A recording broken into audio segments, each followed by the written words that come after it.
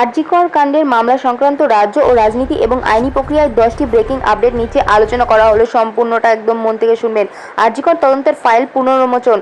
মুখ্যমন্ত্রী শুভেন্দু অধিকারী ক্ষমতা গ্রহণের পরই পূর্ব পরিস্থিতি নিয়ে আরজিকর কাণ্ডের তদন্ত ফাইল পুনরায় খোলার নির্দেশ দিয়েছেন। 3 আইপিএস অফিসার সাসপেন্ড হয়েছে।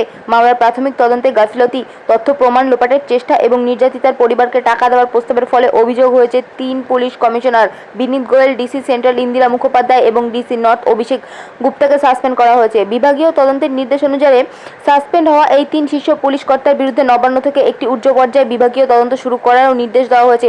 প্রাক্তন অধ্যক্ষ সন্দীপ ঘোষের বিচারের অনুমোদন। আরজিকরে আর্থিক অনিয়ম এবং দুর্নীতির মামলায় প্রাক্তন অধ্যক্ষ সন্দীপ ঘোষের বিরুদ্ধে চার্জশিট গঠন এবং আইনি বিচার প্রক্রিয়া শুরু করার জন্য এনফোর্সমেন্ট ডিরেক্টরকে সবুজ সংকেত দিয়েছে বর্তমান রাজ্য সরকার। কলকাতা হাইকোর্টের নতুন বেঞ্চে শুনানি। বিচারপতি রাজশেখর মান্নার বেঞ্চ থেকে সরে দাঁড়ানোর পর প্রথম বিচারপতির নির্দেশে আজ থেকে কলকাতা হাইকোর্টের বিচারপতি শম্পা সরকার এবং বিচারপতি তীর্থশঙ্কর ঘোষের নতুন ডিভিশন বেঞ্চ আরজিকর মামলার শুনানি শুরু হয়েছে।